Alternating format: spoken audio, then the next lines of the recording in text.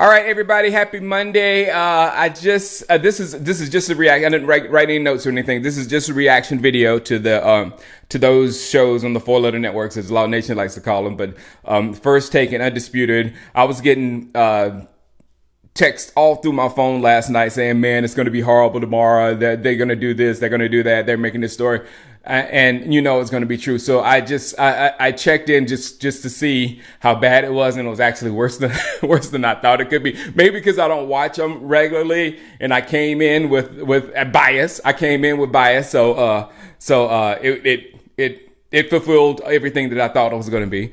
But when I started, it was with Undisputed, and it had Richard Sherman, Michael Irvin, and Keyshawn Johnson, and they just went too hard, too fast, and that show escalated. I mean, Richard Sherman was going too hard, and he couldn't make a point without the emotion, and he was at one point he was shaking, and it was literally too much, this is me to you. Don't explain Dak's turnovers last year to anybody anymore. Don't even say it. Don't even say any ball hit anybody's receiver and bounced up. Don't say anybody run bad routes that two people were running. Don't say anything because the others, they're not going to listen. And Richard Sherman is a perfect example of that because two receivers in the NFL was trying to explain to him, what was happening on some of those plays, and he wasn't hearing it. And Mike even said that he was talking to CD and telling CD to catch with his body now that he's in the NFL, and we got those big guys that's going to try to dislodge the football and everything to catch with his body and whatever. And Richard Sherman said, "That's the worst advice I ever heard." And Michael Irvin just jumped up and said, "From the best that ever did it, one of the best, y'all muttered." And I was like, man, why would you do that to Mike? Mike knows what he's talking about. And really, Richard Sherman, with all due respect to how good a receiver you were not beating those two guys, Keyshawn and Michael Irvin, to the ball. They're going to fight for that ball, and they're going to beat you and take that ball away from you. That's what Michael Irvin was known for, and Keyshawn was that big body coming out the middle that you threw the ball at, and his radius would just take it. So though you're talking to two receivers that was like, no, I'm catching the ball. So it got really emotional at that point, and luckily that was the time I could check out and go over to ESPN, where it was more subdued and intellectual, if you call what they do intellectual. But it was no football whatsoever. It was all relationships, respect, blah, blah, blah. All the things that I said when I was excited about getting Trey Lance is that because this and this and this and this. None of those reasons, none of those reasons came over the show. It was all Jerry Jones trying to push Dak, blah, blah, blah. Of course, everything that has the center around Dak. And then Jerry Jones with his relationship and how Jerry Jones is trying to do things and all that kind of stuff. When it's all speculation, you have no idea. That's the whole show was just run on what Stephen A. Smith thinks, and then he started talking about how he performs, how he produces, and Dak doesn't. He said, "I got the #1 show. Dak, Dak has the #1. That star makes more money." So I mean, something's working.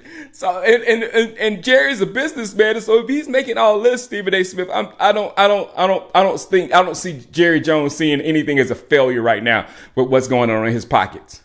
So I'm sorry. With that point, again, that was a point he just made with emotion, like, he don't respect him. He's trying to move him out. No. Jerry is doing Jerry things the way Jerry. And plus, how could Jerry tell anybody a move like that, man? The way the media would take it, just a little leak with a boom.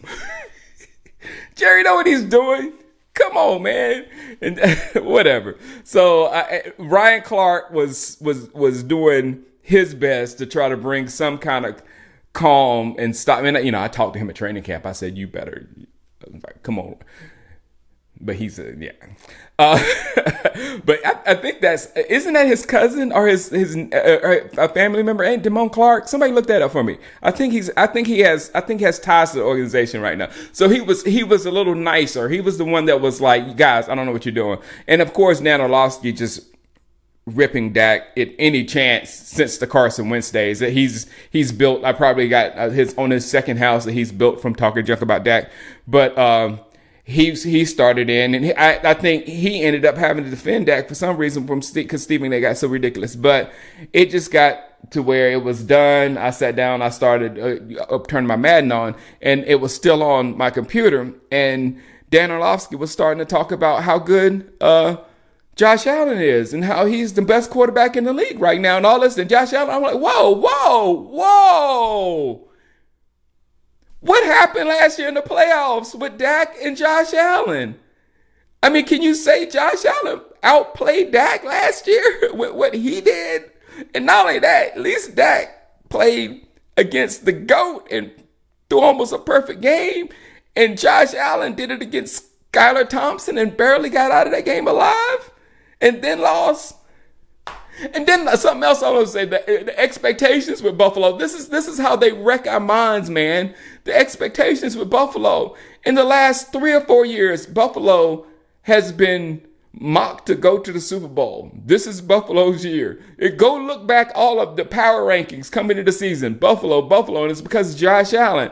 And they don't get there, but he's not failing. Bye, y'all. Bye. It's just the way they pump up the quarterback position. It's like WWE. It's all drama. It's all built to sell their shows and all that kind of stuff. It has no merit because in real football, there's 11 guys. And I ain't met a quarterback today that could win the football game without the 11, 10 guys performing. You know, you need everybody working together on the same accord. Then you become a good football team. It's not a quarterback. Like they pump up the AFC. Oh, the AFC is so much better because they have the quarterbacks. No. Watch out for the NFC this year. We're going to be good. You got Seattle. With quarterbacks, they don't think that's a good. Seattle, teams like that, they're going to be really good. Detroit, they're going to be really good. All right, guys. I'll let you later. I'll get back to football tomorrow. You don't want to build your YouTube channel off of reaction videos to that stuff. You want to talk about football again. I'll get back to that tomorrow. All right, guys. I'll let you. Peace.